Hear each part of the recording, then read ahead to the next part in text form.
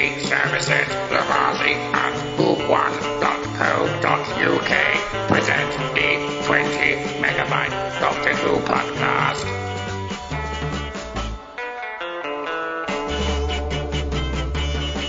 Hello and welcome to the 20 Megabyte Doctor Who podcast, episode 521. I'm Adam and Sontaran, and here is Ben Shavla. I said so, didn't I? Aliens. I said they was real. I just didn't expect them to come in a little blue box. Kirby Butler Sloan. That's a tautology. You can't say Atmos system because it stands for atmospheric emission system. So you can't say atmospheric emission system. Do you see, Mr. Conditional Clause? Did you nearly not say that, Kirby? It's gone all quiet. What? It sounded like you stumbled over a bit of that. Yes. Okay, I can do it a different way. It's like a potato, a baked potato, a talking. It's because he's talking too fast. Yeah. Yeah, I know. He's trying to show off. And Mary Lang. He's too skinny for words. You hug him, you get a paper cut. I love that. Very good. Right, yes, this week we're doing Sontaran Stratagem and Poison Sky. So, without further ado, straight in. I'm going to have to do some further ado. I forgot to tell Andy we were doing both of them. Oh, well. Oh, well, that's a shame. So, Adam, yes, I do need to point out I'm in an exceptionally grumpy mood this evening. So I shall be even more cutting and nasty than normal. Ooh. Yes, so I don't mean it. I'm just in a bad mood. nothing to do with Manchester United, is it, by any chance? No. All to do with my brilliant birthday. Oh, well, we might have to talk about that later. Right, We the won't. Sontaran Stratagem. But by the way, hi, Lillian Robin, who says hi, so I thought I'd better drop that one in there. It begins with a sort of... Oh, my slider not working. It begins with my slider not working. Oh, we go now. Your slider's not working. What? Your slider's not working. Oh, be quiet. Exterior shot of a mansion house where all the lighting is pink. And there's a woman that appears to be some sort of journalist who's been dragged away, kicking and screaming by some chavs in red hoodies, and a rather sort of annoying American brat who's sort of obviously appears to be their leader. It's almost like a little cult, isn't it? Anyway, she gets into a car. Esther? What? Esther? They've used that location, Markham Country Park, many times. It was also the Abbey and Eye of the Gorgon for Sarah Jane. It was where Gwen and Reese got married in Something Borrowed in Torchwood. And it was also where the Roman camp and Stonehenge were, except when they went to the real Stonehenge. Okay. Anyway, she gets into a car and sets her sat-nav system, which is some sort of thing with a logo Atmos on it, and it's more or less driving the car because it tells her to go turn left, even though she could probably see from where she was. It tells her to turn left towards a river, but you could probably see that it was probably going to be the wrong turn. I once drove my sat nav, and when I went to Walsall, was it Walsall? Somewhere up in Birmingham way, and I said the postcode, drove into it, and it turned me into like a farm lane with a dead end, where I was actually supposed to be turning into a car park with the words Travelodge on it. So I should have noticed at the time that wasn't quite right.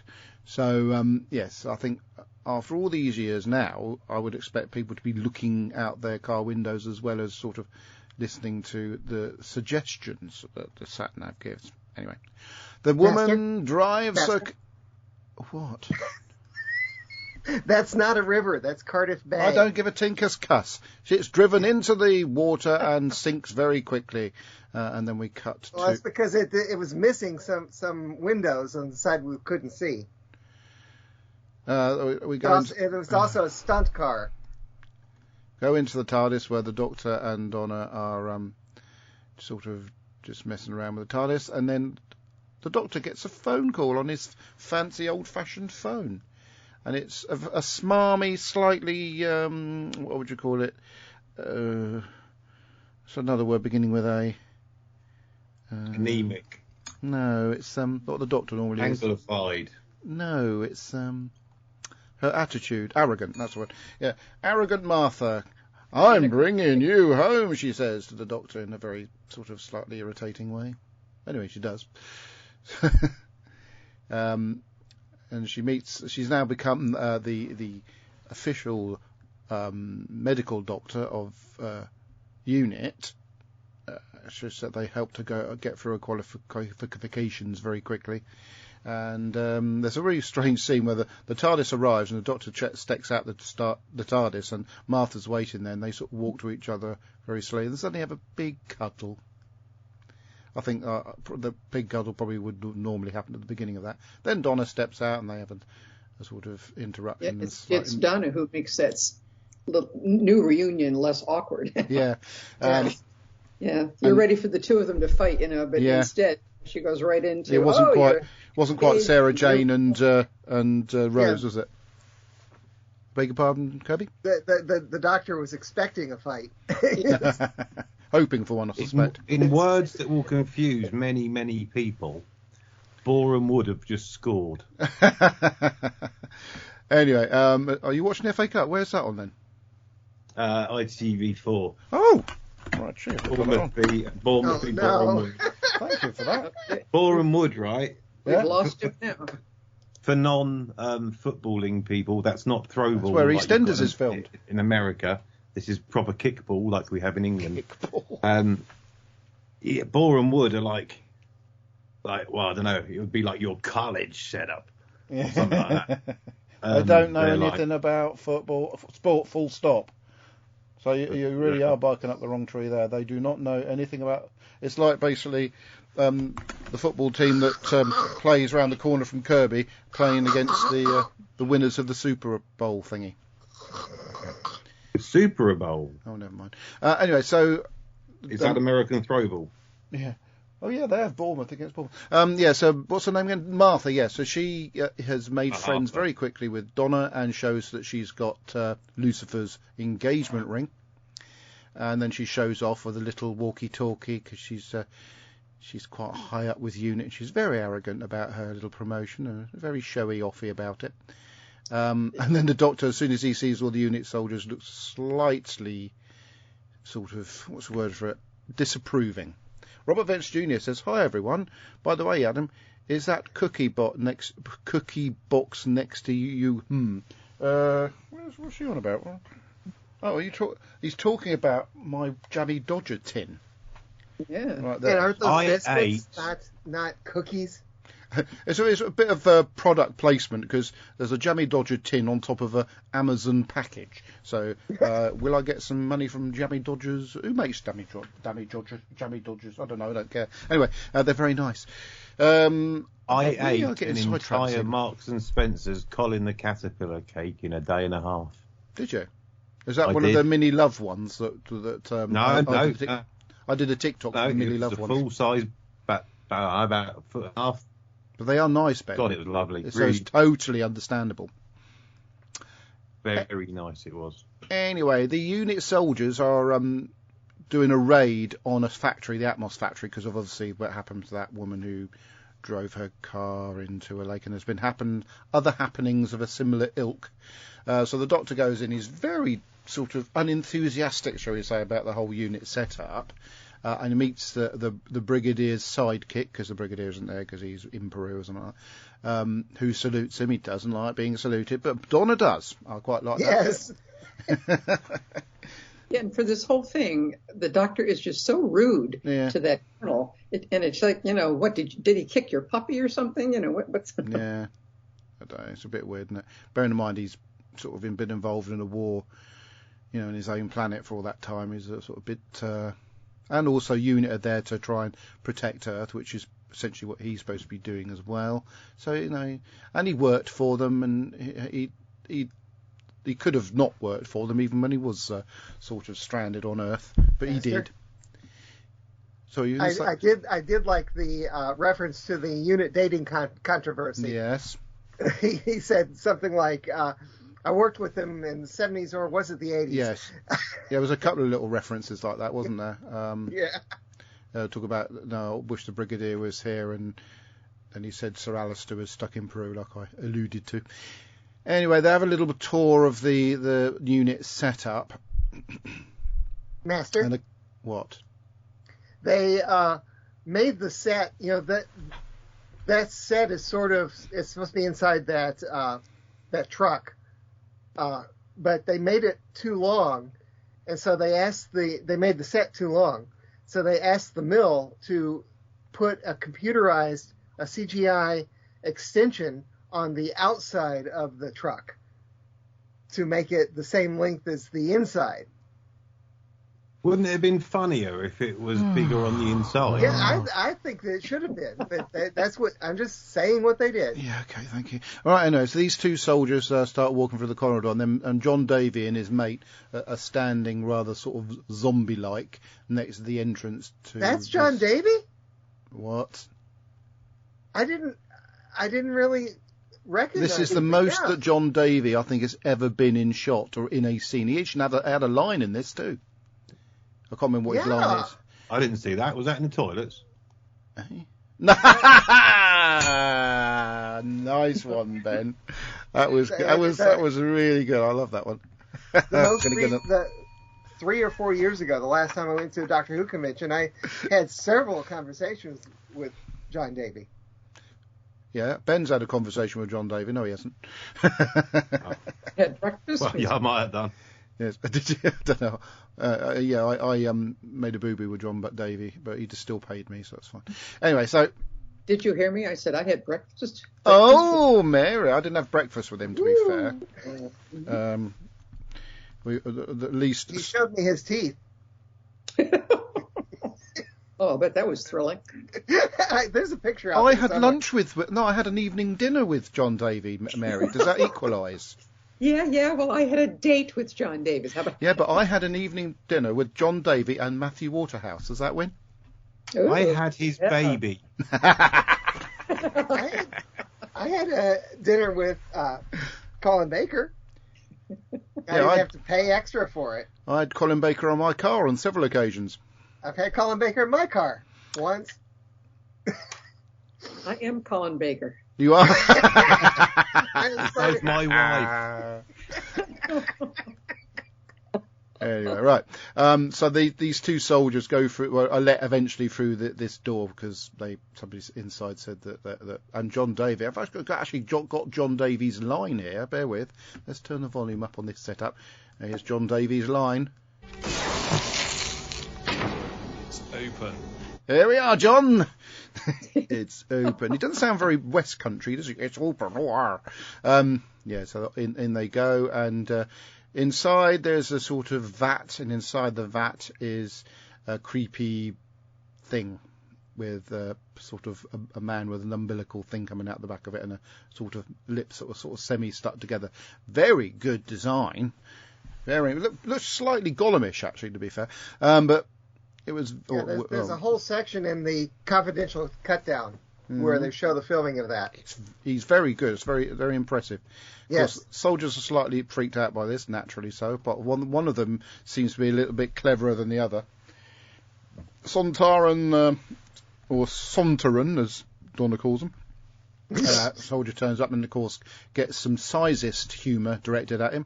At this point, I was saying, oh, good, he's going to get done in for his ridiculous sizist humour.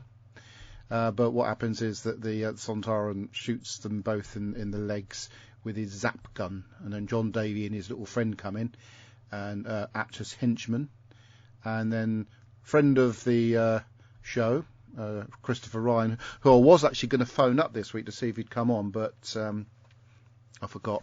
And of course, the other reason is I don't think he'd probably come on at a specific time anyway. It's a very nice chap, isn't he, Ben? He was the nicest person, along with Martin Ballantyne. I thought that really. Oh, I'm glad you said that. I really like me and Martin got on very well. He was a lovely fella. That's nice. But Christopher Ryan, he's an absolute hero of mine anyway, because he was in the Young Ones. And to meet him was just it was worth even going to the Isle of Wight for. I'm pleased, even though she didn't do much. Vilile Shabalala, because it was nice enough trying to pronounce her name. I want to go to the Isle of Wight. Can you? My wife and I were talking yesterday about if we ever were to go to the UK, we'd have to spend weeks there because of all the things we want to see. You wouldn't. We would. You'd probably do the whole week, whole island in about, I don't know, 45 No, I think minutes. he's talking about the whole UK, not just the Isle of Wight. Anyway. Well, I want to go to Cardiff, of course. Yeah. The other person, of course... Ianto's wall. Yeah. The other person I was particularly charmed by was Vilile Shabalala, who was an absolute delight, apart from disappearing every 5 seconds for a cigarette. But she was a very nice lady. Anyway, she's in a play. Hold on, she's in a play. She's in a play. She is publicising this play quite a lot, is she not? But while you're doing that, Robert Vance Jr. says, "Lol, even Martha's clone," and then another hot goo look. Right, where are we up to? Right, so Martha and the Doctor are reacquainting, and we had this. I think this might be the scene because obviously they've started to realise that things hitting the fan at the moment, and there's a scene in which Donna sort of comes up to the Doctor and says, "Oh, that's it. Sorry, I've got to go." And it's brilliant. And I must admit, it was deliberately played as if she was going to be leaving, the way that the facial expressions and it was quite clear. Dumbo, space Dumbo, which I thought was brilliant. Anyway, so the two soldiers have been sort of almost robotised, I suppose. They've been sort of had their minds put under control after being touched by this sort of swamp beast. Lucky swamp beast! And I don't mean my mother-in-law. I said that quietly, just in case she, Miss Bebade, was listening. No, my mother-in-law's not really a swamp beast. That's a mother-in-law joke, because most mother-in-laws are quite nice. But you can't... I don't like my mother-in-law at all. You don't? No. No, not since for our first wedding anniversary. She bought my daughter and my wife a tablet, not a pack of paracetamol, and she bought me an 8-pack of Coca-Cola. Oh, no. Still thoughtful. My mother-in-law's... That's my wedding anniversary, by the way. All right. Well, my mother-in-law's very generous and nice, but unfortunately, it doesn't sort of go very well when trying to tell mother-in-law jokes when you actually have got a lovely, wonderful mother-in-law like I have. Anyway, moving forward. My way. So that's the secret. Anybody watches my mother-in-law jokes on TikTok, of course they are complete fabrications because my mother-in-law is absolutely adorable. Right, so anyway, we got past the bit where... now, they've got another scene where Martha is interviewing the workers at the Atmos factory, and interviews this sort of chap with a strange accent who just stares sort of into space. "I'm here to work." See, that could have been a quote, couldn't it? "I'm here to work." I used it 10 years ago. Beg your pardon? That was my quote 10 years ago. Well, "I'm here to work." Well, I'm here to work, yes. Well, you are, so that would have been correct. Anyway, so Donna goes home to see her mummy, and then has a few flashbacks to stuff she's been up to while being with the Doctor for 5 minutes. And then we see a scene where she and Gramps see each other. It's like they're sort of old lovers, and they've sort of seen each other at the station. They go running, give each other a little bit of a hug. At exactly the same time, Martha gets sort of coerced into going to this sort of place where the swamp beast is, and dragged in by the two henched soldiers, and then we have a conversation between the very sort of envious Gramps and Donna about what she's been up to with the Doctor. Should they tell Mum? Should they not? Debbie Melrose has just said hi on the... Does that mean you're going to come on, Debbie? Hang on. Robert Vance Jr. says, "Take my wife, please." I thought of that bell just to sort of cover up that. So, Debbie Melrose is watching everyone. I think I should tidy myself up. Hang on. She's watching everyone? She's watching me. I'm just going to tidy myself up.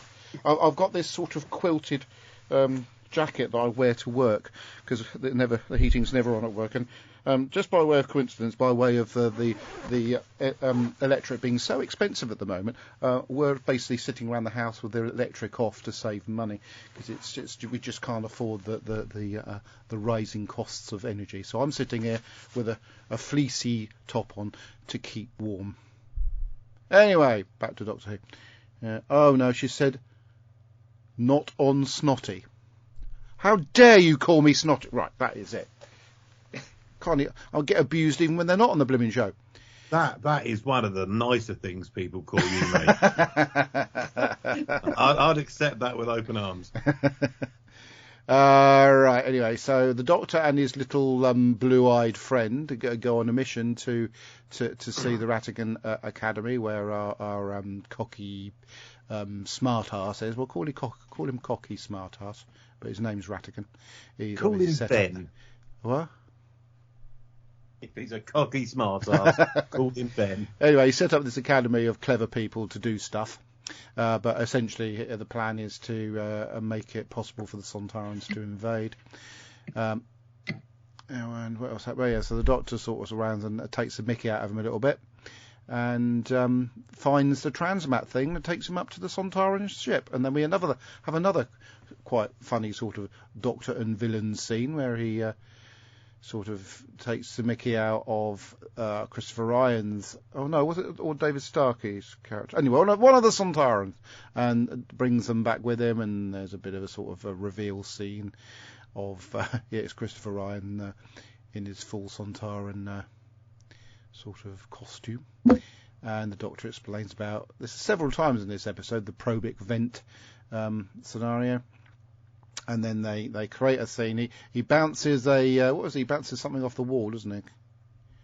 Can't remember what it was. It was a rubber ball. A rubber ball, which just happens to, just like the Doctor, hit the Sontaran after bouncing off walls from behind on the probic vent, giving them enough time to leg it, run, and they do indeed. And Martha gets. Why is it for a clone race for this particular Sontaran?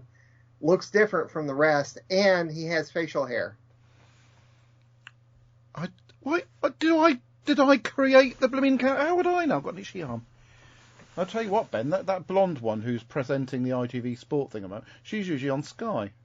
Yeah, she must have done a channel transfer. Very nice looking lady. Anyway, right, where have we got? Laura Wood. Yeah. Anyway, so the clone Martha. I'm not just saying random things.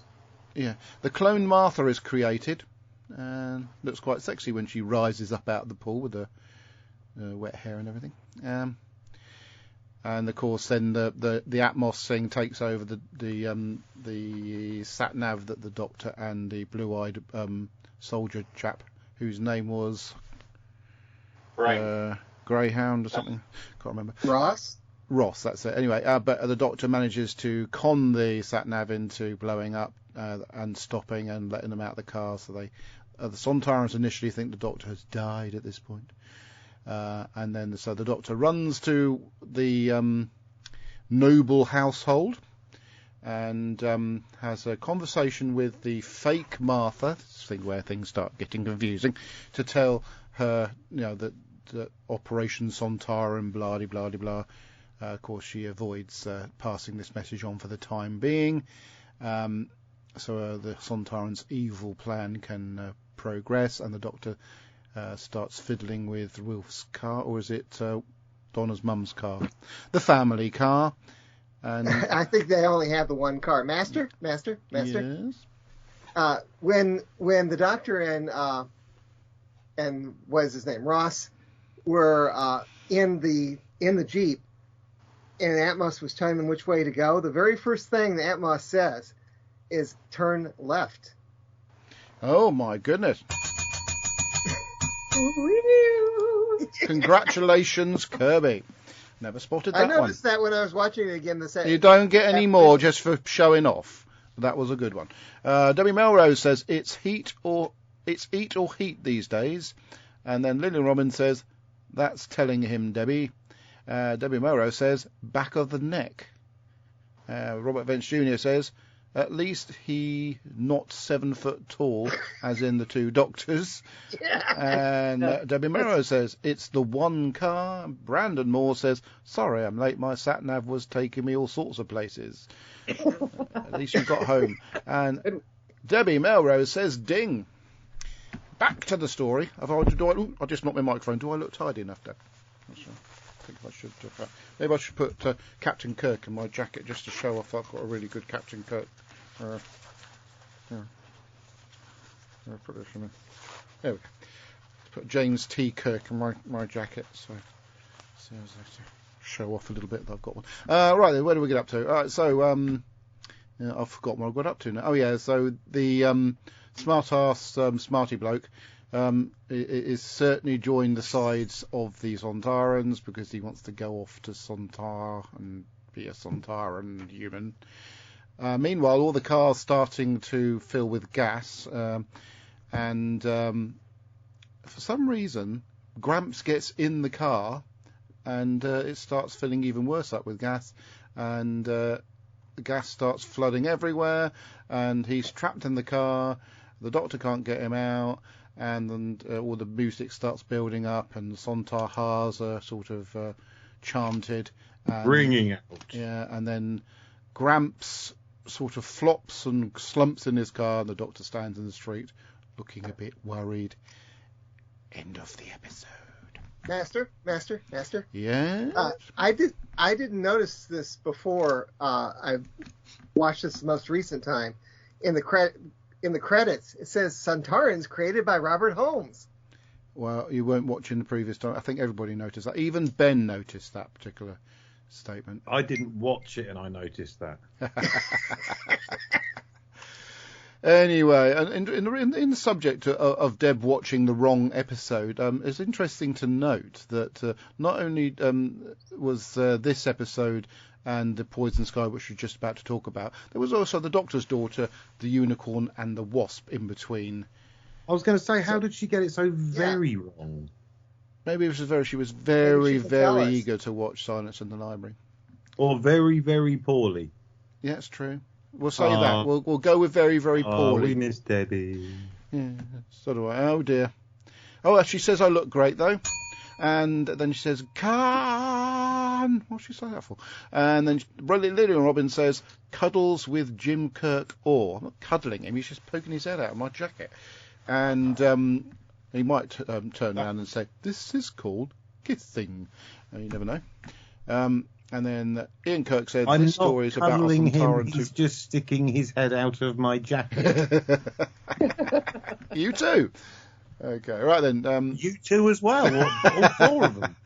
Anyway, Donna's mum saves the day by having a very simple object, a axe, to smash through the glass window of the car and therefore rescuing her dad. I have my axe. Meanwhile, the Sontaran gas is spreading around the world in certain areas, illustrated by red splodges on a world map. There's certain areas that look quite safe, like the desert areas and certain sort of areas of the Amazon rainforest, which anybody in those areas would be safe at this stage. Right. Yeah, Australia. No, was it? Oh, the Australian desert was. Yeah. So anyway, they have to sort of leg it, and of course, Donna's mum says, "Oh no, don't go with that man. Everywhere you go with him, it's trouble." That's a theme that keeps on sort of recurring in this era of Doctor Who. And of course, Will says, "No, go off for that wonderful man." I think he's got a bit of a man crush on the Doctor, you know. He's a great bloke. Go with him. Yeah. Run, follow your dreams, Donna. So, and then we have some really cheesy sort of round-the-world news bulletins of our generic round-the-world actors that play the only news thread people that are on Doctor Who. And at least in the RTD era. I wonder if he's going to bring back some of the same newsreaders in the new RTD era. Yeah, you know, that'd be good, man. That'd be quite topical if they did. Anyway, the Doctor decides this is a good time to give Donna the key to the TARDIS. But the ploy is to get her hidden in the TARDIS to keep her safe. Meanwhile, the war is sort of starting, and fake Martha, catches up with the Doctor. Now, you know instantly, after just a couple of words between Doctor and fake Martha, that the Doctor knows that this isn't the real Martha. So it's interesting to see his interactions with fake Martha right up to the time when he reveals to her that he knew all along. Although I did not catch that the first time I watched it. No. Ages and ages ago. Neither did I, but I was more aware of it this time. Oh yeah. Anyway, there's a bit of a rebellion at the academy, and just moving forward a bit. And then the Sontarans hijack the TARDIS with Donna inside it, and Doctor sort of sits back on the table with his feet up, preaching to the Sontarans who. Yeah, but Master, what else happens in that scene when he's communicating with the Sontarans? What?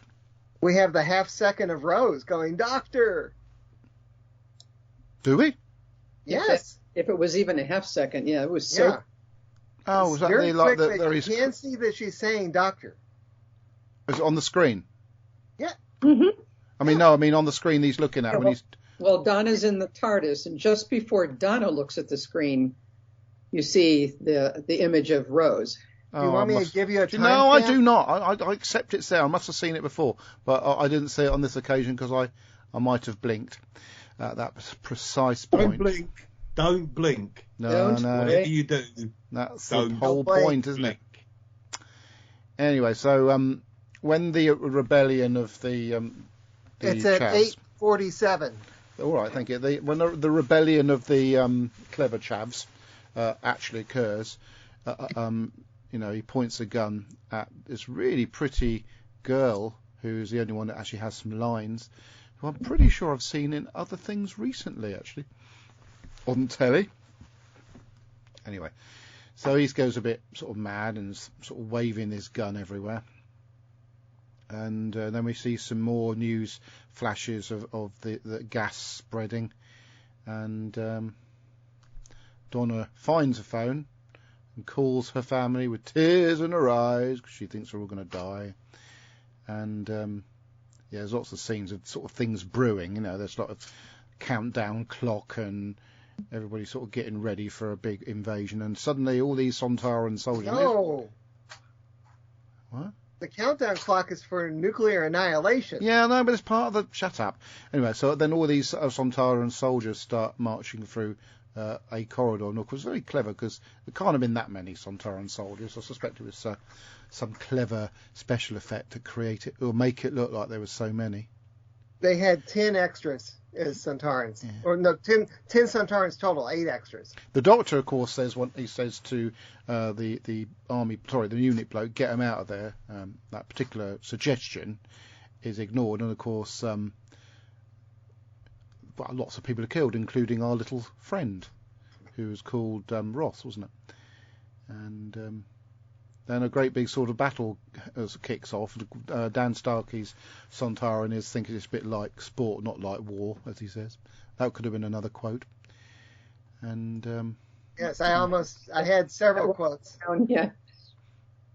Then, because there's a bit of an issue, the Doctor calls Donna in the TARDIS. So the only way they can get out of this is if Donna sort of sneaks into this area and switches a sat-nav. Sorry, sat-nav. That is topical, but I meant the transmat thing. Switches it back on. So she has to be very brave and work her way through the ship. Sorry, the ship to get to this particular switch. Meanwhile, everybody's issued with gas masks, and of course the Doctor couldn't resist a "Are you my mummy?" Yeah. Just for the sake. Yeah. Master. Yes. Master. It was scripted that Donna was going to knock that Sontaran out with her shoe. Yeah. But Donna is wearing trainers, and they thought it looked strange. Yeah. So that's why she grabs the mallet instead. Anyway, everybody's choking. Can I just say, at that point, yes, that I haven't saved myself 400 and whatever pounds on a new PC as the internet just went off. Oh, I didn't even notice. Anyway, so they're all wearing these face masks apart from the leader of the unit thing. The gas starts to sort of get thicker, and apparently there's a point in which if it gets a certain percentage, you die. And then the Valiant turns up and blows some of it away a little bit for a short time. Then it starts blasting things with this laser array that is very similar to the one that came out of the Death Star on Star Wars. So battle commences. And so eventually the Doctor leads fake Martha to where real Martha is. And a sort of scene of reunion and stuff occurs. And then soon as she's awake, the fake Martha collapses and her heart starts beating really fast and she starts dying, and then there's a conversation between fake Martha and real Martha. Sorry, there's nothing I can do. There's a bit of a sentimental scene about, oh, you love your family, don't you? She's a doctor. Like a proper doctor, not one with a blue box. Yeah. She can't save her. So Donna succeeds. He's rubbish. Donna succeeds in her mission and teleports back to where the Doctor is. The Doctor then plays with the transmat and comes up with a plan. The plan is to use one of the gadgets that Smart-Ass Nipper has created to ignite the gas in the upper atmosphere. And he does that. Cut a long story short, and we see this sort of like flaming sky thing. There was a point in which it's still light, and the spire of the Chrysler building is sort of in the region of the flames. I thought, well, that could cause a bit of an issue. But at least in this, I used to have problems with that scene, and I don't have any problems with it anymore. I should have burned everybody. Well, obviously, science fiction genres don't like the Chrysler building, because in a film I watched recently, it didn't survive in that particular film. Well, at least the top of it did, but the rest of it didn't. But anyway, so it was a very pretty scene, very impressive scene, and very unlikely scene of science fiction, fantasy TV sort of spectrum, when the flames go all around the world very quickly, and everybody's sort of really happy and pleased and saved. And then the Doctor runs back into the mansion because he's got another plan for this sort of gadget to blow up the cyber fleet. But the Sontar fleet. Shut up. But the Sontar fleet has got a plan, but he has to do it. He has to give them a chance. And it's a stupid thing because he knows the Sontarans. They're never going to give in. So he's basically decided to go out there and, for some reason, get himself killed. You know what he could have done? He could have run down to the local supermarket, grabbed some lettuce, and taken it up there and gone, see, I have a Rutan with me. No, you're not going to ding for that one. So anyway, he goes up to the Sontaran ship and, of course, says that if you don't do this, I'm going to blow you up. The Sontarans aren't bothered. So what actually happens, the big hero of the whole thing, the annoying teenager Nipper, does a clever thing and swaps places with the Doctor, and he ignites the Sontaran fleet, saving the world. How come the Doctor was holding that control? Why didn't the control go with him when he swaps places? Because it's a science fiction fantasy TV program. Because he grabbed it, didn't he? He grabbed the thing as he did the swap over. Not worried about that. That's what happened. And then, of course, Martha comes into the TARDIS to say goodbye to everybody and see she's going to stay behind. But something happens and it whips her away because she's got a contract for a few extra episodes.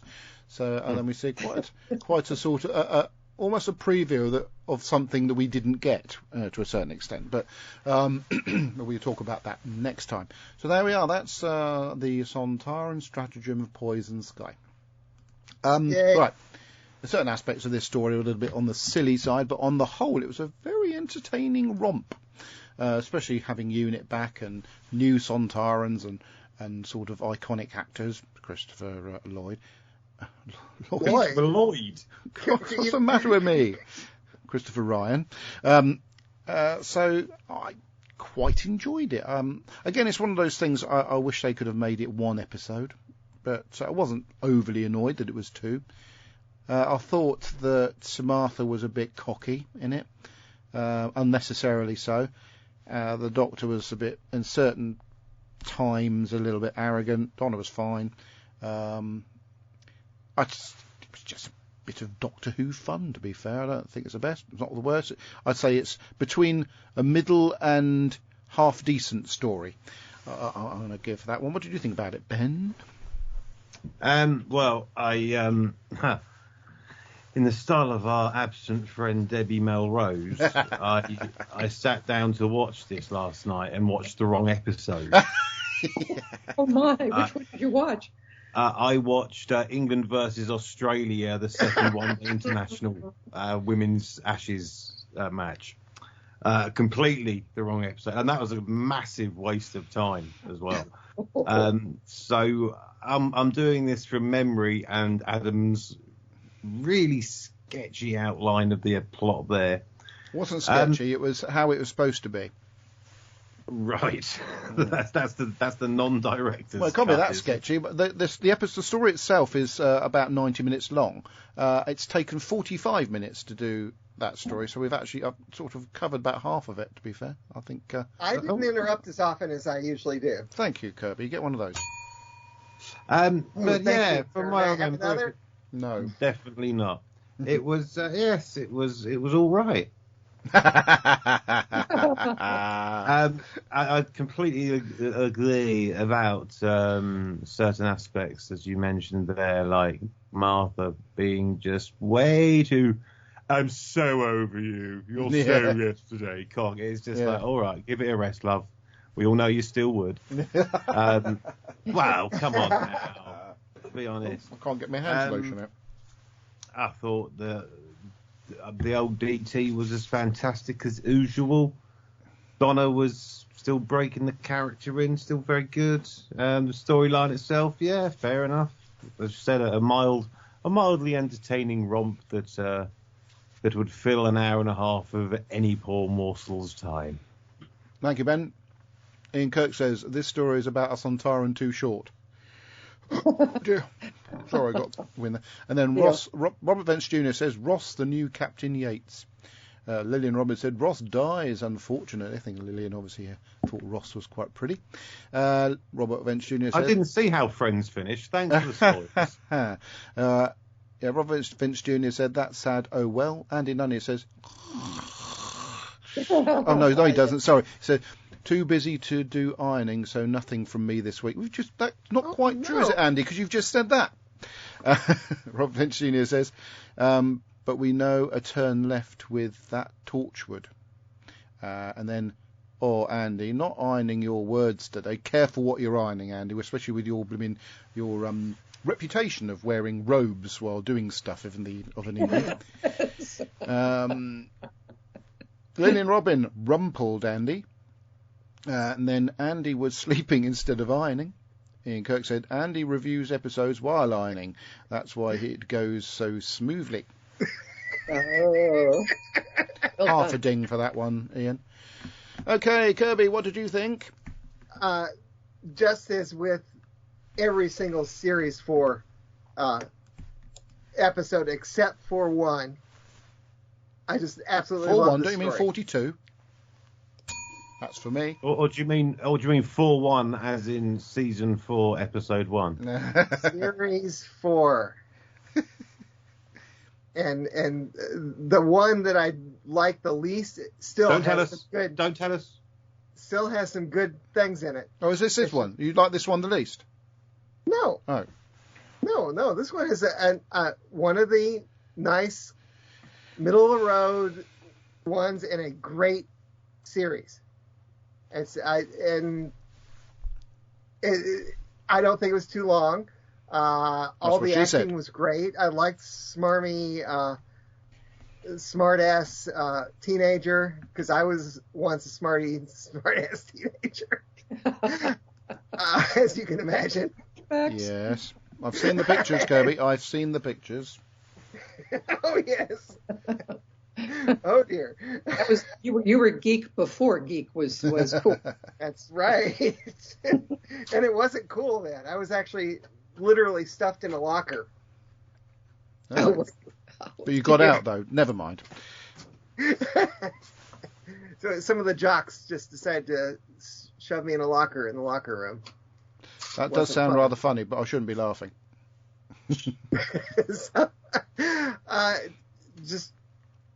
It's a great one. I like how Martha was brought back as a different Martha, and I'm looking forward to the one of the strangest stories next time, which started one of the strangest, timiest, wimiest real-life families ever.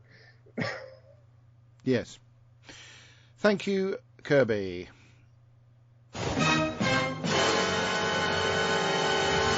So, Mary, I'm sure Ben wants to do a special jingle. What did you think? Mary Blitzline. I was not looking forward to this one. I remembered not liking it a whole lot the first time I saw it, and this time I didn't like it any. I don't think it was very well directed. It seemed choppy, but not exciting, if you know what I mean. There were so many themes going on, and I was, because it was not moving at a really good pace, the things that didn't make sense, like, really stuck out.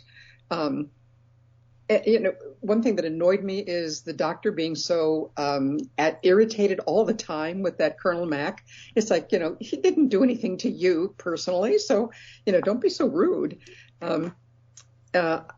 And the one big thing that always annoys me is when the Doctor ignites the gas to burn off. I mean, what is one of the big fuels of fire but oxygen? And so hydrogen. The whole atmosphere should be gone. Yeah. Not It's just a science fiction fantasy TV program. I know, but it's too massive. There's got to be a certain amount of education in certain things, isn't there, to be fair? I've just got to step out for 30 seconds. Okay. I did love Sylvia's resolution to getting Wilf out of that car. Yeah. I mean, the way the Doctor was trying everything he could think of, and she comes up and smashes the window. It's like, yes, that's. Yeah, well, you would have thought a sonic screwdriver could vibrate the glass to breaking, wouldn't you? You'd think, yeah, something would work. Yeah. But the Doctor seemed only his attention was so split. It's like he wasn't that concerned about Wilf. He was more concerned about the world. I think that it's the relationship between Donna and Wilf that lifted the whole thing. I mean, whenever I needed, something to bring me back to liking the story, it would be a scene between those two, because they both are just sterling actors and did that so well. But overall, I'm about 50% there in liking this one. Well, thank you, Mary. Yeah. Kirby. What? Oh, It's your bit. Robert Wentz Jr. says, in a nutshell, the Sontarans lost their planet. Something is going on with missing planets here, and want to change our air to restart their cloning production. I have to say, the Sontarans look better than they did the two Doctors. I guess they got bored fighting the Rutans. Also, the Doctor's pose at the end of episode 1 looked kind of dumb. We get to see Martha working for UNIT and helping Torchwood during this time. Donna makes a great response about what happens to the Doctor's companions. We see more of Donna's parents in this one. Well, parent and grandparent. We find out that UNIT has to change ammo because the Sontarans causing them to malfunction in their guns.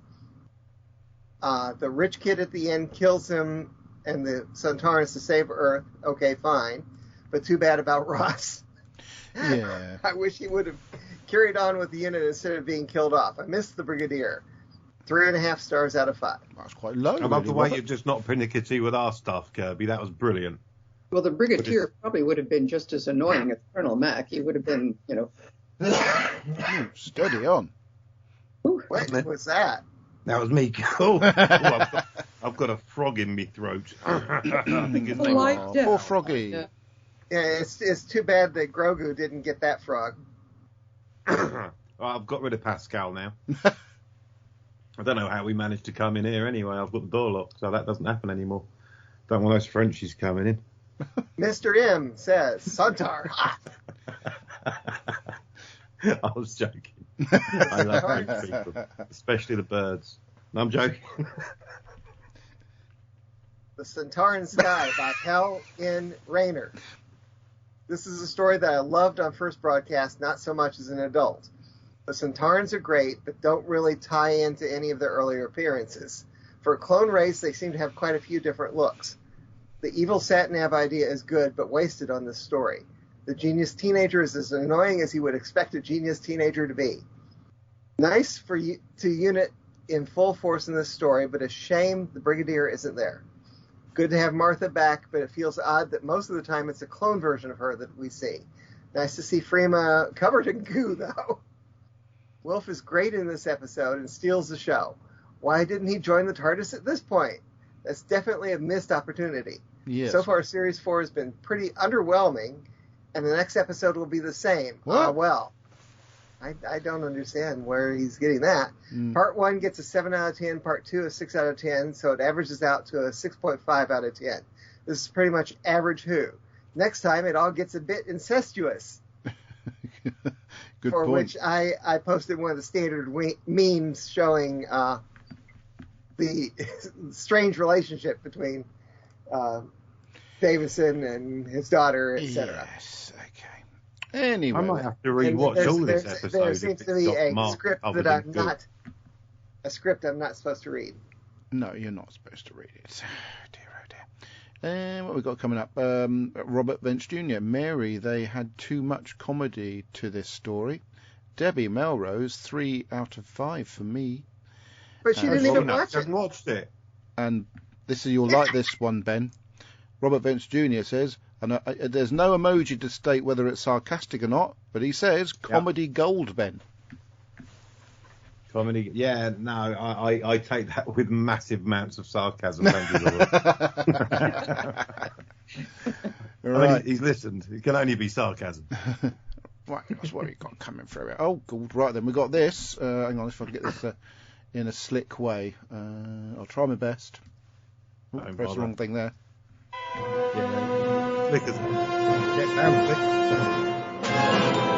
Hello, 20 Megabit Podcast. This is Ian Kirk. Well, hello, Ian.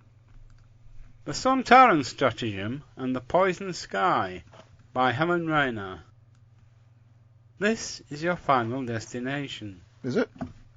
Elon Musk looks very young in this.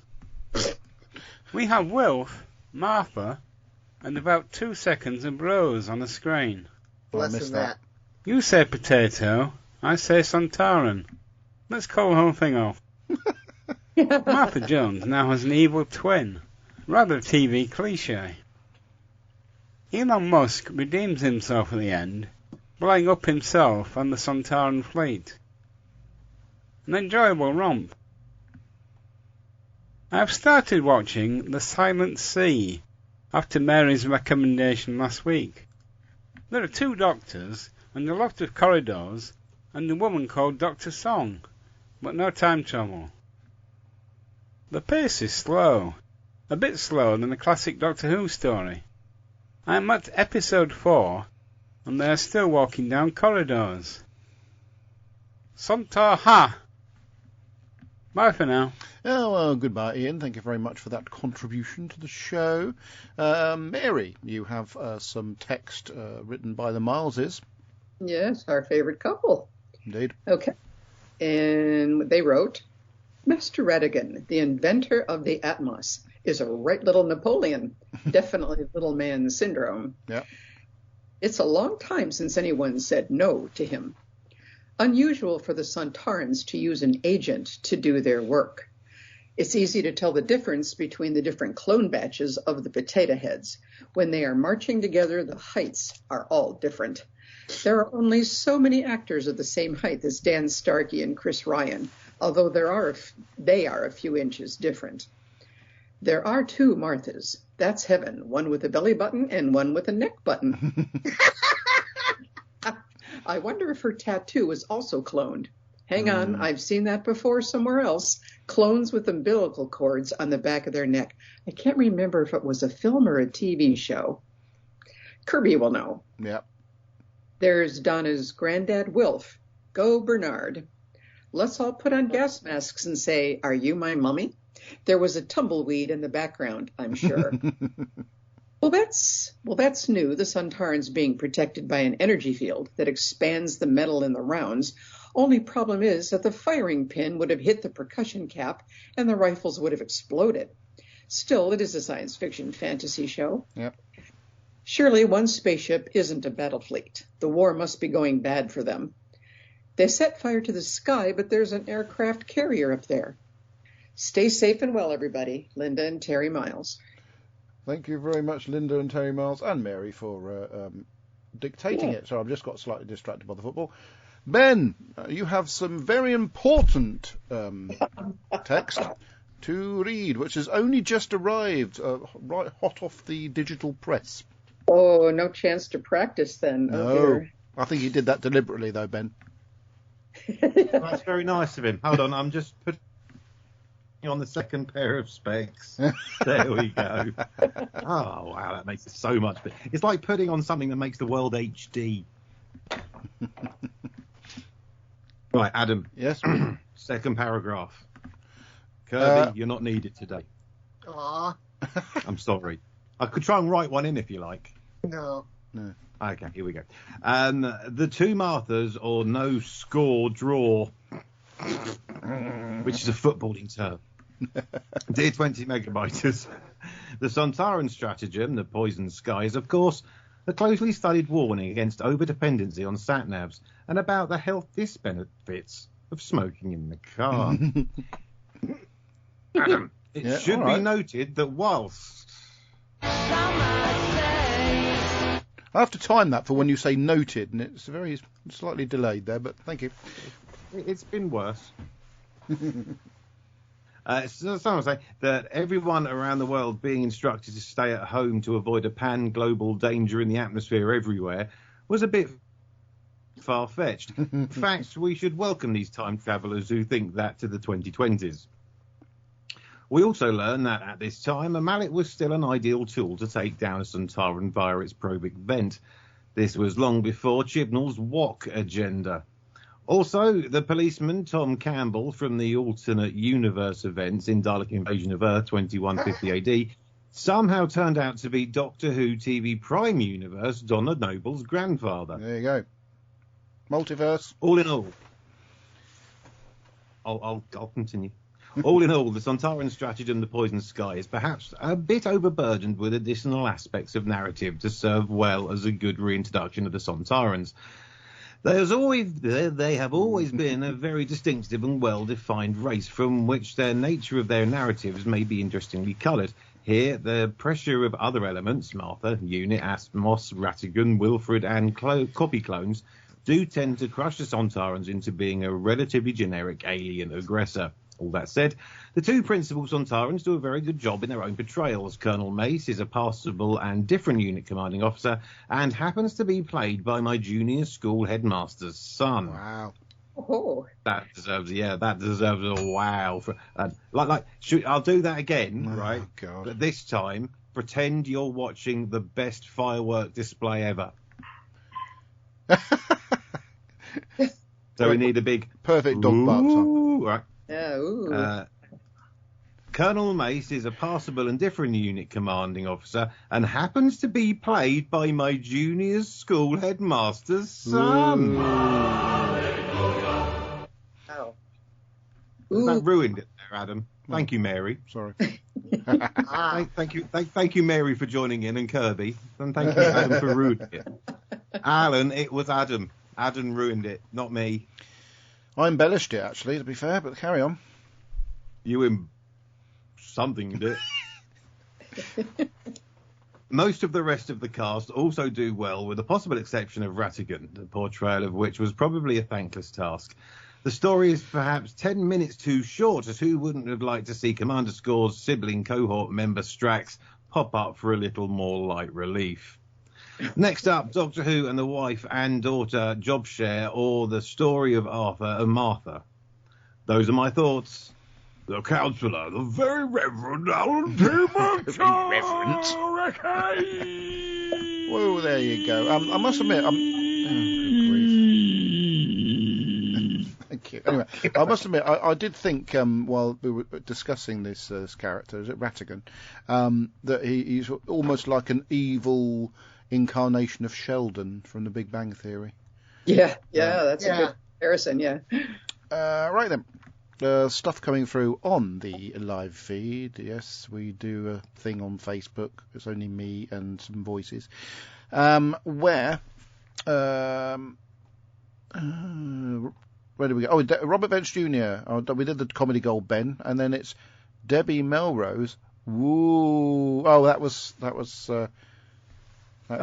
she joining in? Yeah, and Lillian Robbins said, "Woo!" I was joining in too, but nobody. They joined in properly, Adam. I actually joined in properly, to be fair, but no one listened. So I'm going to go. Why did you play the Hallelujah chorus? I said fireworks. fireworks. And I said, ooh. I was embellishing my ooh with the Hallelujah. Should we do it again, and then you can edit it in later? He could use instead. We've now got woos from Lillian and Debbie as well, so if we add them into the mix, it will sound pretty convincing. Well, if he wanted to use music, he can use the Royal Fireworks music. Well, what it should be is what's it called? The Charge of the Light Brigade, is it? No, shut up. I haven't got that anyway. That's the fireworks. I could do the big celebration music. That's the 1812 overture. No. You're quite right. Thank you, Kirby. I could do our special big celebration music, but no one's listening to me. And disabuse yourself of the idea that Adam does any post-show editing. No, I don't. Well, actually, he used to. This might be a good point to add my new feature to the podcast, because obviously everybody who listens and everyone who takes part in the podcast knows that I by far am the least geekiest person on here, and so my new segment is called Increase My Geek. I thought we were going to do a big woo for Alan T. Butcher, or was it someone else?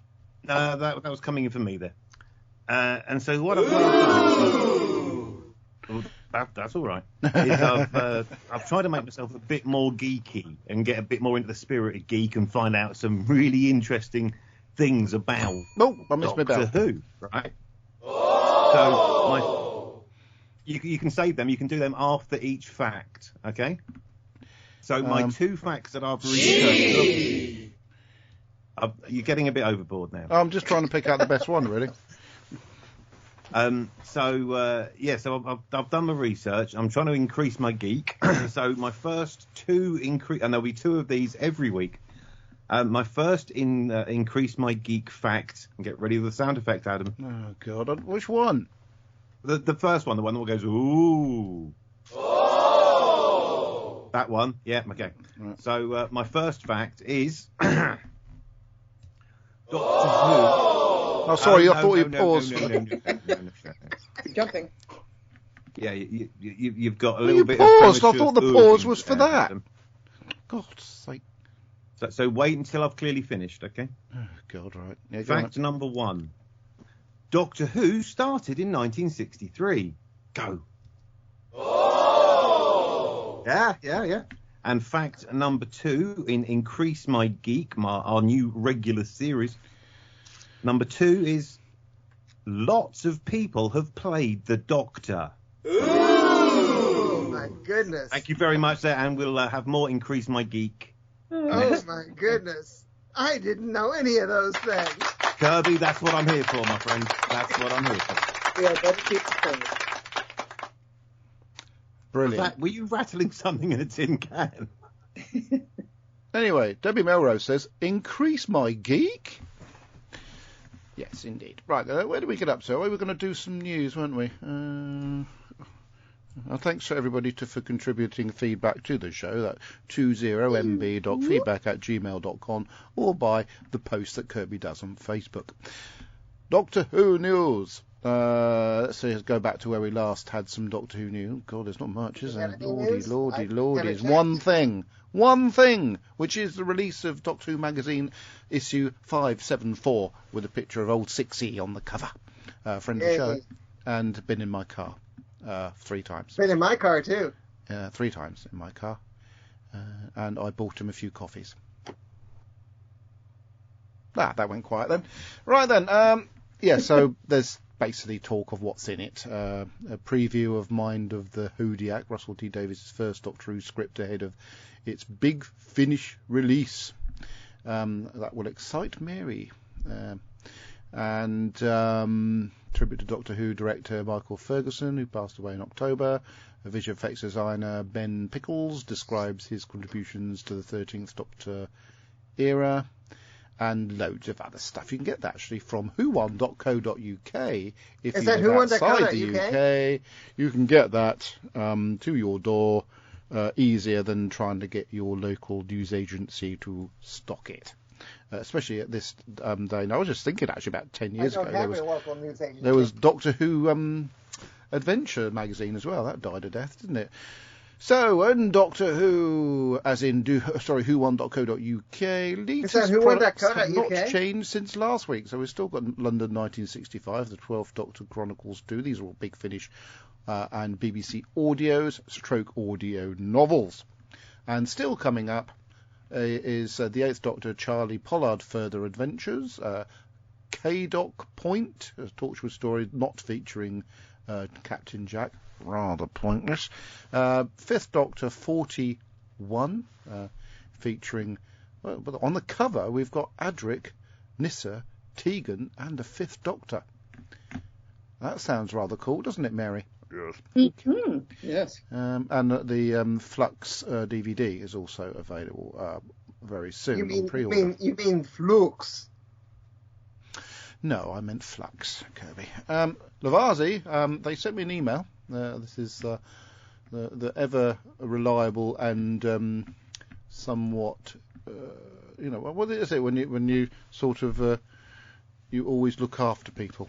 They're almost like have their little arms around us. They're very, very nice at Lavazi. And I got an email from them, and I'm just trying to fill while I try and find the email. Because they were... You should have been prepared. Oh, here we are. Lavazi Doctor Who Gap Years. It says, Gap Years. Doctor Who Season 22 is coming on Blu-ray. A new Doctor Who Gap Year is on its way. Now, this is what he says. This is, Lavazi, but essentially it's Meninda. Following Jodie Whittaker's regeneration, we'll have a 13-month wait to meet the 14th Doctor, the longest Doctor Who Gap Year of recent times. I'm not sure it is, actually. I'm pretty sure we had 13 months clarified that. earlier on. There you go. Someone's laughing. I think it might be Ben. Yes, because I've just worked out fact number 3, which I'll do after your Doctor Who news. Oh, dear. This isn't news, by the way. This is our sponsors. Oh, by the way, sorry. They have a great... I'll this is what I'm trying to... usual amount of listening. What I'm trying to encourage people to do with Lavazi, apart from buy scarves and stuff, which is what they sell, is to join their mailing list and their blog and stuff, because it's really... What would be the benefits of that? Getting information off them from a company that is massively enthusiastic about Doctor Who. So you'd be able to find out about all the new things that were coming out before they came out, pre-releases and how to order stuff, things like that? Yeah. So how do you sign up? How do you sign up for it then? If you visit lavazi.co.uk and there's a top bar of menu items, index items, and in amongst that is Doctor Who and then Doctor Who merchandise. If you click on Doctor Who, and then you must remember to click on Doctor Who merchandise, because that's where you can buy stuff. There's also Doctor Who shop. But if you go on Doctor Who, there's their blog, and that is where you can contribute and read fan fiction. And that's where you can sign up as well, is it? Yes, it says subscribe to Lavazi newsletter. You put your name and your last name, email address, click submit, and then you get all that stuff coming through. And that's why it's worth signing up. So go to lavazi.co.uk, put in your email address, and get all the new Doctor Who news about the stuff they sell before we get a chance to read it out. Thank you, Ben. Whatever they pay you, I want half of it. Hacked off, you get a round of applause, and I don't for that, because I was actually putting a lot of effort into that bit of that particular feature. Right, that now brings us to... saved it. I mean, you're looking back at the video feed and see if anybody said anything. Right then. Master. Yeah. I added one picture to the feedback post just because I felt like it. It's a picture I took at a Concasterberus many years ago of a Sontaran action figure. It's a potato with a face drawn on it. I'm trying to find this. I don't know why. Very good. It's Concasterberus exclusive. Sontaran action figures.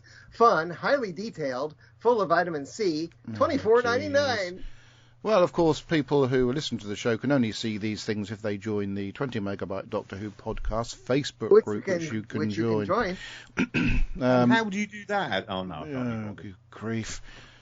Alan T. Butcher says, Looking forward to the Doctor Unbound series of Colin Baker as a different version of the Doctor, Mary. That sounds interesting, doesn't it? Oh, yeah. And How's then it a different version, Doctor? and then answering. Seriously? I don't know. I don't know. I suppose the same Kirby, way David Mary, Tennant's supposed to be playing a different version of the Doctor. But what? Like number Wait, no. 16 or number 24? I don't know. But in reply to Debbie Melrose's "Increase my geek," Alan T. Butcher says, "Can't be applied to you, Debbie." That's very true. That is very true. I've got fact number 3 here, actually, of Increase My Geek. Oh, God. I've just found this on the internet, so it's got to be true. Wikipedia. Have you got the sound effect ready again? Oh, God. Yeah, go on then. Okay. The Doctor travels in a TARDIS.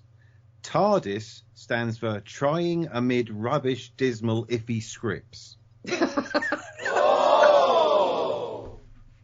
That's a good one. It's on the internet, It Mary. is when Chris Chibnall's in charge, yes. Okay, now we move on.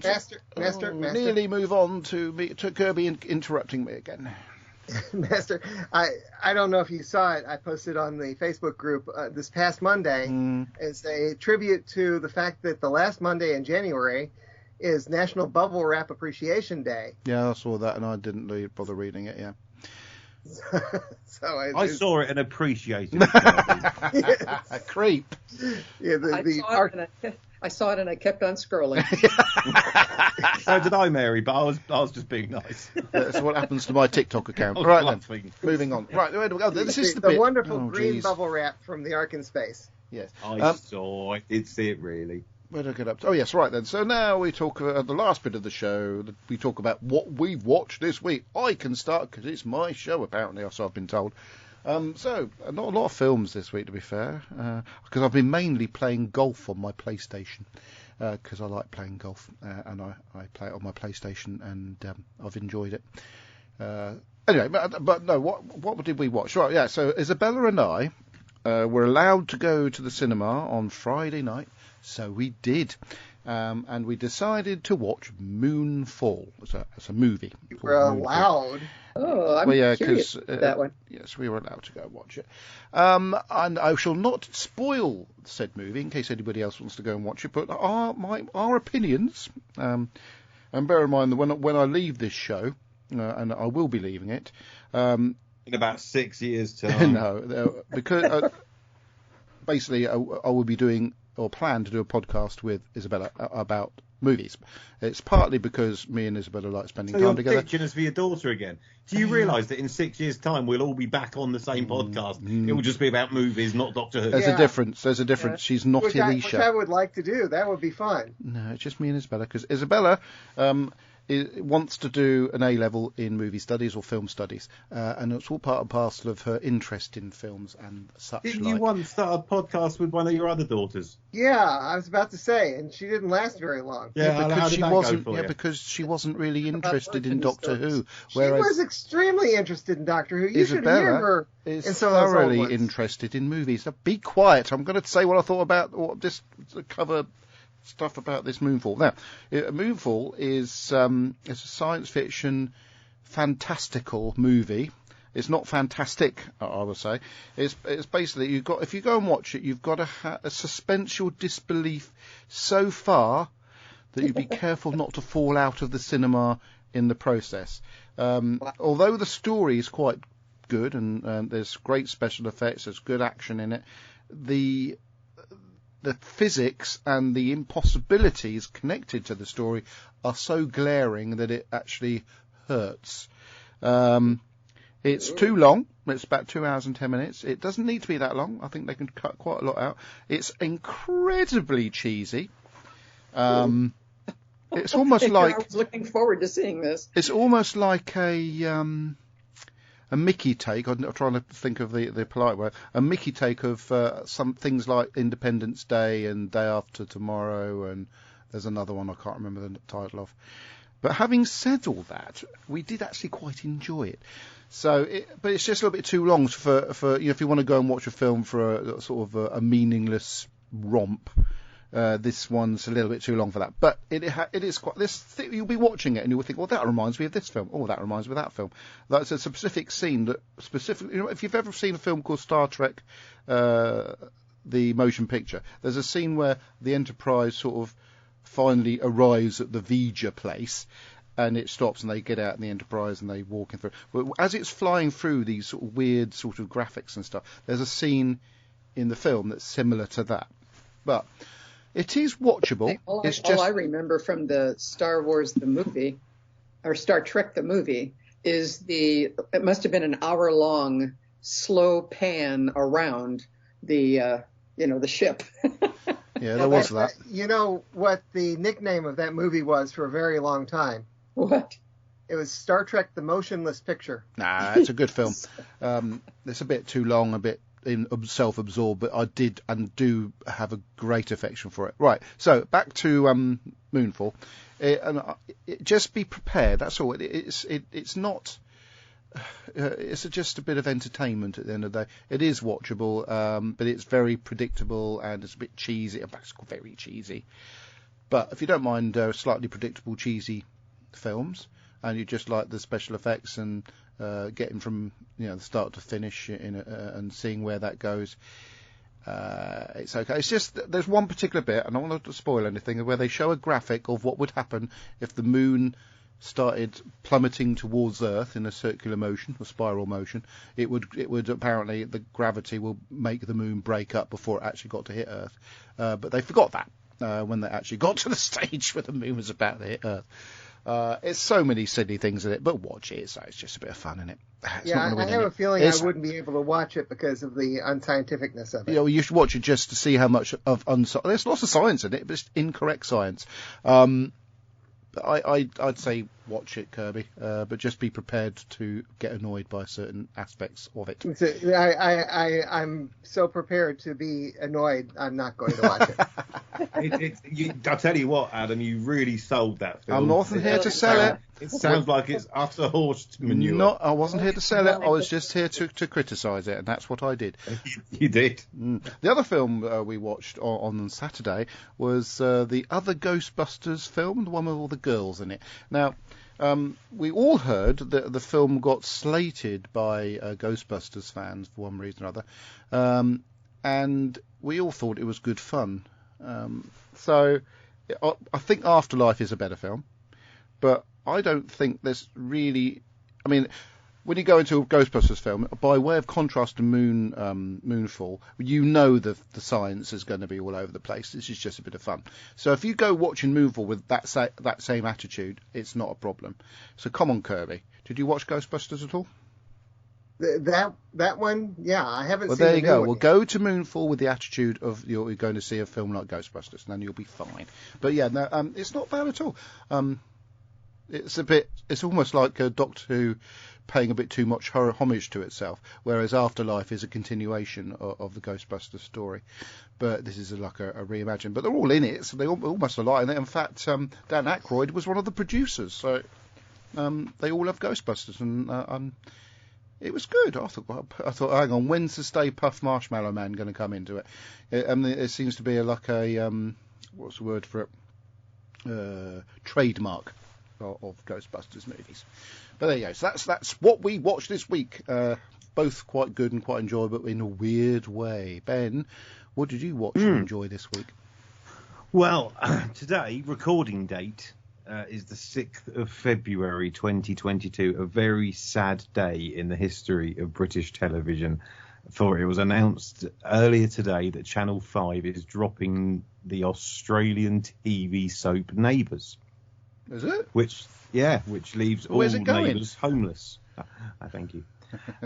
It's basically, from what I understand, the viewing figures have been rubbish in Australia for years, and it was only the funding of Channel 5 for the last 10 years since they've had it that's kept it going. So now they're going to stop showing it. Chances are it's going to finish as a soap opera as a whole, which is very sad, because most Brits have very good memories of watching Neighbours back in the 80s. And lots of Hollywood stars have come out of it. And yeah, absolutely.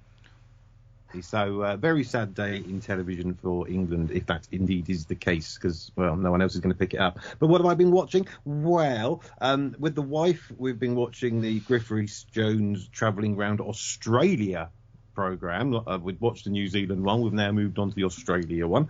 That's really good. That's on Netflix UK and goodness knows where else. With the wife and eldest kid, we've been watching Ant and Dec's Limitless Ladder. We record it on a Saturday night and then watch 20 minutes a night as we eat tea on Monday, Tuesday and Wednesday. Now, obviously that's something that only Brits will know about, but if you have watched that, then do notice this next time you watch it. You won't fail to notice it now. When Dec talks to the ladder to get them to reveal an answer, or if they've won the money or whatever, he shouts at it like it's a deaf Alexa. I shout at my Alexa all the time. But yeah, right, if it was deaf and you were angry with it, he shouts at it like that. It's so funny, but that's a reasonably bad programme. In the studio, I've been watching lots of cricket, lots of snooker, and the best thing I've watched this week, if not this year, and I know we're only 6 weeks into it, was series 2 of the Ricky Gervais comedy Afterlife. Oh yeah. I laughed, I cried a little bit more. I laughed, I cried, I laughed, and then I watched series 3, episode 1, and I completely lost interest. It's gilded with quotes, isn't it? What? We lost? Hang on, we watched series 2, then series 1? No, it's series 3, episode series 1. 3. Oh, okay. Series 2 was wonderful, and then then I watched the first episode of series 3. Bournemouth have I know, lost, by the way. Bournemouth won, Ben. Yes, I've got it on. I'm going to turn over to the snooker now. But yeah, I just lost interest in it in series 3. It was too focused on the other characters. It may well turn back in the other episodes. I shall continue to watch it. Yeah, continue to do so, because it's still brilliant. But it was, well, I don't know. I didn't find it so brilliant with the long-haired bloke from the paper and the young bloke from the paper who was the stepson to him. I don't like that. Yeah. There's some good I bits lost interest in that. It's really good. So they're right. I want more Ricky Gervais. But yeah, that's basically all I've been watching. So yeah, watch all of it because it's wonderful. Yes, indeed it is. Thank you very much, Ben. Kirby, what have you been watching? Let's see. We actually decided to pay the $5 to get the Peacock streaming service so we could watch the Olympics. Oh, right. That's sport, isn't it? I'm sorry, hang on. Brilliant. Is that not sport? Yes, it's the curling that we're watching. Oh, good. Brilliant, isn't it? I love curling. It is brilliant, but that does surprise me. It's a sport still, Kirby. It is sport. Yeah, curling is different. I don't know what it is about it. You know, I love cricket and football and tennis and basketball and Formula One and all these sports and curling. It doesn't make sense. It is great. I haven't watched any of it so far. Since we have Peacock now, the premium with ads version of Peacock, I discovered that that's where I can watch the TV series Resident Alien. So I plan to start binge watching that. Did you say that you got Peacock? Peacock. Yeah, okay. Peacock is really, if you don't have cable, it's really the only way of watching the Olympics. If you're not American, Peacock is a really, really bad old lady's clothes shop. Yeah, that's Peacocks. In the past week, with Fred, we watched a Goofy movie and Tron. Goofy movie she's seen many times, but she'd never seen Tron before. She was almost too bored by it, but she liked it. And then yesterday, I don't know why, I just happened to, something reminded me of the movie, so I pulled out my DVD of Beetlejuice. I hadn't seen that in years. Beetlejuice. Yes, and just absolutely love it. So I love Winona Ryder in that. Yes. Oh God! I'm having thoughts of her now. So that's the main thing, and Doctor Who for some reason. Yeah, thank you very much, Kirby. What's going on here? Anity Butcher says, as if Time War happened earlier. Debbie Melrose, thank you, Alan. Then she says, I watched Green Planet on iPlayer and Canto for the millionth wonderful time. Doctor Who, obviously, wrong episodes. and Young Frankenstein. And then Alan T. Butcher. Frankenstein. Ben is right. R.I.P. Neighbours. Hope remains, though it could be saved, unless the BBC are not allowed, but the BBC put some money into it, where it was originally on. And, of course, Mebby Delrose... put money into it? That's absurd. I know. Mebby Delrose says, adore Tron. Oh, I remember why I decided to watch Tron. I'm watching the series on Disney Plus, where this guy goes out in search of existing props from there's various one like Disney that from films. Back to the Future on the Discovery Channel. To say Discovery Plus. You made me forget what I was gonna say now. And he found some of the props from Tron and took them around to various people, and it was fascinating. Oh, right. He's also, the ones I've seen have also done props from the first Pirates of the Caribbean movie and Mary Poppins. I think we should do a Back to the Future podcast where we watch like one film a week and review it and then start again. It wouldn't be very long, would it? On the subject of the Olympics, the Winter Olympics, people in the UK can watch it on BBC and Eurosport, plus Discovery Plus as well, if you just happen to have that, where you can select what you want to watch. You can watch it because you pay your license fee. Yeah, but everybody has to pay a license fee. What are you on about? I don't have any sort of cable or satellite subscription. Yeah, So. but if it weren't on the BBC, then be watching it on a subscription channel, i.e.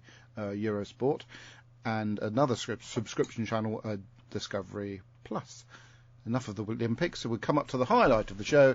It's Mary's Bit. I don't know what we're going to call it, but we're going to call it Mary's Bit. Oh, that was what we saw with Kirby's Bit. Mary, we are poised to listen to your dulcet tones to take us into the end of the show, while I try to avoid the possibility of eating one of the jammy dodgers in that tin. I want a jammy dodger. You want a jammy dodger? Tough. Yes, I want one. I've got Well, my actually, second those birthday I could actually drive 5 minutes and get those. Stop interrupting. Mary's about to engage in this particular bit of the show. That's horrible to do naughty things like. Sorry, Mary, about my co-presenters interrupting your bit. It's Mary's Bit. It's Mary's Bit. What has she been watching? I bet it's not rubbish. Well, I did try to watch on HBO Max. I tried watching, what is it, The Gilded Age. And that was a complete waste of time. It has so many good actors in it, and it's done by Julian Fellows, who did Downton Abbey and other, very classic costume dramas and that. So I had high hopes, but no, it was a complete waste. So I don't recommend it to anybody. And on Peacock, if you have it, Kirby, there is a really good drama called Vigil. It's a multi-part series, and it stars the Susan. I can't think of her last name, but she played the TARDIS for the 11th Doctor. Oh, in The Doctor's Wife. Yeah. No, you mean. I'm sorry. What? Saran Jones. Yes. Saran Jones. Yes. Okay. Yeah. She's really, really good in it. Ooh, that Dr. sounds Foster. interesting. Oh, that wasn't. Because our topic this week was about Sontarans, I went into Big Finish and looked up a lot of Sontaran stories, most of which I've listened to, and boy, these go through all the Doctors. One that come out fairly recently, within the last 2 or 3 years, is called The Sontarans, and is part of catchy name. Big Finish's creative name. It's part of their Early Adventures series, starring the First Doctor, with Stephen and Sarah Kingdom, which you might remember Sarah Kingdom from the Jean Marsh. Jean Marsh from the Daleks Master Plan that we only saw, we saw a reconstruction of, so we didn't get to see a lot of her. But in this, Peter Purvis is Stephen, and Jean Marsh does do Sarah Kingdom, but Peter Purvis also voices the First Doctor, and he does a really good job of it. But it's a really good story. But my only problem with it was using Jean Marsh. We remember Sarah Kingdom as being this young, aggressive, space security service person. And even the picture on the CD cover has, the original, she looks young and really great. But when she voices her character, she sounds as she probably is, old and fragile. Yeah. Old. So that didn't so well. Louise for me. Jameson does a good job in making herself sound young. Apparently, so does who plays Joe Grant? Oh, I don't know. I can't remember her name. Katie Manning. Katie Manning. Yeah. They both do a she- good job of getting their voices up a bit. So I think that was like the only thing that kind of pulled me out of the story while listening. But it is a good story, and well worth whatever you get, whatever you pay for it. And another one that I found that I really enjoyed, really enjoyed, and it's part of the Big Finish's Lost Stories. The Lost Stories range are stories that were written for TV but were never made. So they've played around with the script to make it more of an audio story. And this one is called The First Sontarans, and it is the Sixth Doctor and Perry. And the nice thing about this story is that it's an origins story, where the Sontarans started and how the war between them and the Rutans began and all that. I really highly recommend that. There's also the story called The Terror of the Sontarans, and that's the Seventh Doctor and Mel. And Dan Starkey helped to write that one. He co-wrote it with someone, and he plays the Sontarans in most of these stories. Mm-hmm. And then there's the Fourth Doctor Adventures. There's the King of Sontar, and that's the Fourth Doctor with Leela, and that's the third season in those in the runs of his stories. And then there's one called The Heroes of Sontar, and that is with the Fifth Doctor and everybody that was in his TARDIS. And that's a real fun one. I really liked that one. And going outside of actual Doctor Who, some of the spin-offs, there, of course, are the releases of the Paternoster Gang, which includes Dan Starkey's Sontaran. And a really funny one is in the Torchwood range, and it's called The Great Santaran War. And it's Dan Starkey, again, being the Sontaran, and Ianto Jones. And they both live in a camper van, like holiday park. And it's a very funny one. So if you want to laugh, then I recommend that one from the Torchwood range. So in case I hit on somebody's favorite doctor or favorite companion, these are all really good stories that if you like Big Finish, you might want to dive into. In terms of things I've read, I'm still reading Blood Heat. It's a rather thick book, so I'm working my way through it. I remember last week I said it's this one where we go sideways in time, and there's all these out of time characters from the Doctor's past that are a part of that story. And this week I just started a Target novel, The Myth Makers, which of course is a Target book that is goes to that first Doctor story with Stephen and Vicky, which again we saw like a reconstruction of because it doesn't really exist, but it is a delightfully written Target book.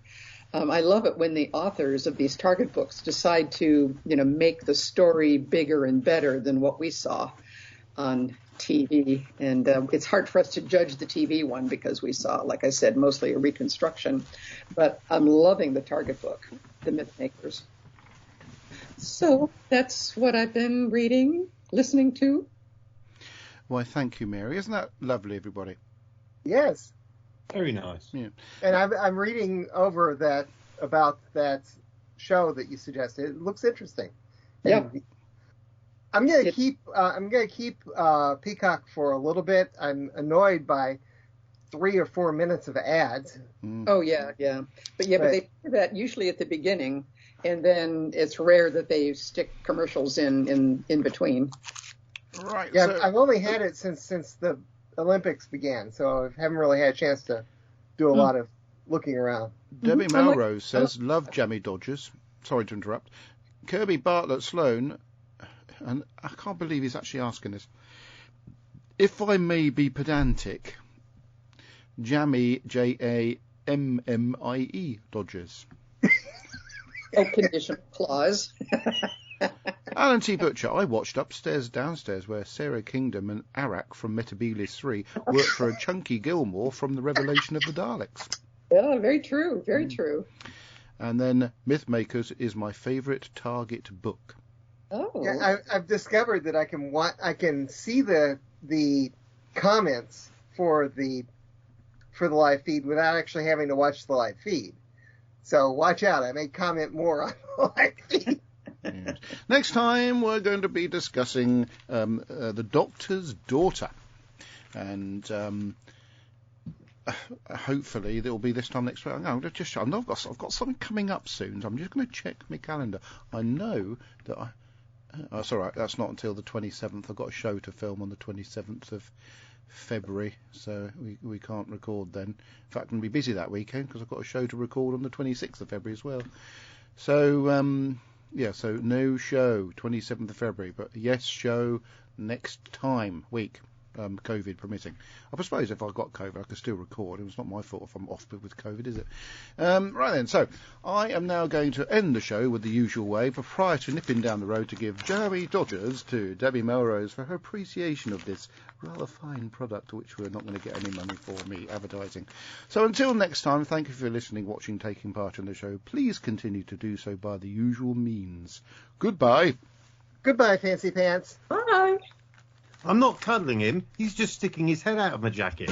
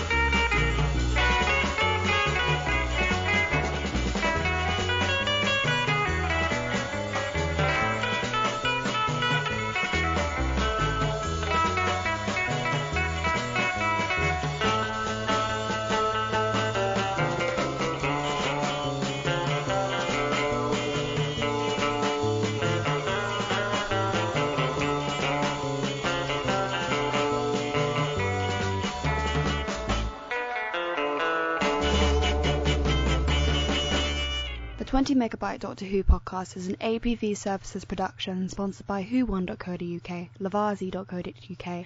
We are a proud member of the Doctor Who Podcast Alliance. Doctor Who is a trademark of the BBC. No copyright infringement intended.